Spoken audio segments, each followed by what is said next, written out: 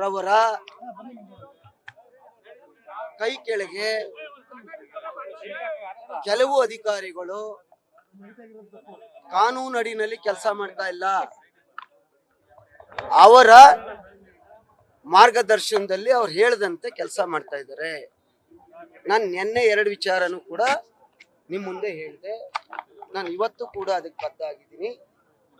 ನೋಡಿ, ಸಂತ್ರಸ್ತೆ ಅನ್ನುವಂತ ಹೆಸರಿನಲ್ಲಿ ಇವತ್ತೇನ್ ಕರ್ಕೊಂಡು ಹೋಗಿದ್ದಾರೆ, ಇಲ್ಲಿವರೆಗೆ ಮ್ಯಾಜಿಸ್ಟ್ರೇಟರ್ ಮುಂದೆ ಯಾಕೆ ಹೇಳಿಕೆಯನ್ನ ಕೊಡ್ಸಿಲ್ಲ, 164ನ ಯಾಕೆ ಮಾಡಿಸಿಲ್ಲ, ಇಲ್ಲಿವರೆಗೆ ಮಾಜರನ್ನ ಯಾಕೆ ಮಾಡಿಲ್ಲ? ಇದು ನೇರವಾಗಿ ಕಾಂಗ್ರೆಸ್ನ ಕೆಲವು ಮುಖಂಡರುಗಳು ಹೇಳಿದ ರೀತಿಯಲ್ಲಿ ಕೆಲವು SIT ಅಧಿಕಾರಿಗಳು ಕೆಲಸವನ್ನ ಮಾಡ್ತಾ ಇದ್ದಾರೆ. ಈಗ ನಮ್ಮ ಹೋರಾಟ, ತಪ್ಪು ಯಾರು ಮಾಡಿದ್ದಾರೆ ಅದರಲ್ಲಿ ಪ್ರಶ್ನೆನೇ ಇಲ್ಲ, ಅವ್ರ ಮೇಲೆ ಕ್ರಮ ತಗೊಳ್ಳಿ.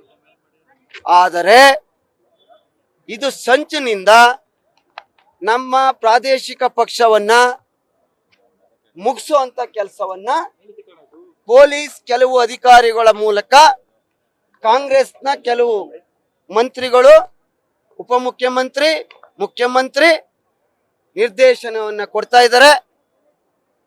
ನೀವು ನಿಷ್ಪಕ್ಷಪಾತವಾದಂತ ತನಿಖೆ ಮಾಡದೆ ಸತ್ಯ ಆಗಿದ್ದರೆ,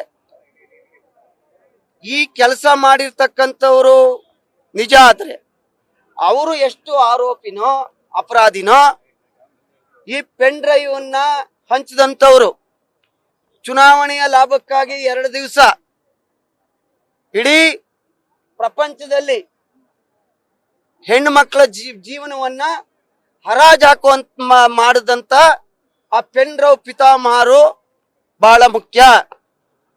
ಇದನ್ನ ರೆಕಾರ್ಡ್ ಮಾಡಿದವ್ರು ಯಾರು, ಇದನ್ನ ಡೌನ್ಲೋಡ್ ಮಾಡಿದವ್ರು ಯಾರು, ಇದನ್ನ ಪೆನ್ ಡ್ರೈವ್ ಮಾಡಿ ಹಂಚದವ್ರು ಯಾರು? ಇದು ಯಾಕೆ ಇನ್ನುವೆ ನಿಮ್ SIT ಅವ್ರಿಗೆ ಕಣ್ ತೆರೆದಿಲ್ಲ? ಒಬ್ಬರನ್ನ ಯಾಕೆ ಇಲ್ಲಿವರೆಗೆ ಅವರನ್ನ ಅರೆಸ್ಟ್ ಮಾಡಿಲ್ಲ? 164 ಎಂಕ್ವೈರಿ ಮ್ಯಾಜಿಸ್ಟ್ರೇಟರ್ ಮುಂದೆ ಯಾಕೆ ಪ್ರೊಡ್ಯೂಸ್ ಮಾಡಿಲ್ಲ? ಇದು ನಂದೇ ಕ್ಷೇತ್ರದವ್ರ ಹಿಂದೆ ಪ್ರತಿನಿಧಿಸುತ್ತಿದ್ದಂತ ಕ್ಷೇತ್ರ ಆ ಸಂತ್ರಸ್ತೆ ಅನ್ನೋ ಕಾರಣದಿಂದ ನನಗೂ ಕೂಡ ಅನೇಕ ಮಾಹಿತಿಗಳಿದಾವೆ. ಅನೇಕ ಅವ್ರ ಸಂಬಂಧಿಕರನ್ನ ನೀವು ಬೆಂಗಳೂರಲ್ಲಿ ಕರ್ಕೊಂಡೋಗಿ ಇರಿಸ್ಕೊಂಡಿದ್ದೀರಿ. ನನಗಿರುವಂತ ಮಾಹಿತಿ ಪ್ರಕಾರ ನಿಮ್ಮ ಹೇಳಿಕೆಗೆ ಆ ಸಂತ್ರಸ್ತರ ಇನ್ನೂ ಸಹಿ ಕೂಡ ಹಾಕಿಲ್ಲ. ಅವ್ರನ್ನ ಬಲವಂತ ಮಾಡ್ತಾ ಇದ್ದೀರಿ. ಕೂಡಲೇ ಅವ್ರನ್ನ ಮ್ಯಾಜಿಸ್ಟ್ರೇಟರ್ ಮುಂದೆ ಹಾಜರುಪಡಿಸಿ ಸತ್ಯಾಸತ್ಯತೆ ಈ ರಾಜ್ಯದ, ಈ ದೇಶದ ಜನತೆಗೆ ತಿಳಿಲಿ ಅಂತ ಹೇಳಿ ನಾವು ಈ ಮೂಲಕ ಒತ್ತಾಯವನ್ನ ಮಾಡ್ತಾ ಇದ್ದೀವಿ. ನ್ಯೂಸ್ ಫಸ್ಟ್, ನಿರ್ಭೀತಿಯಿಂದ ನಿಮ್ಮ ಪರವಾಗಿ.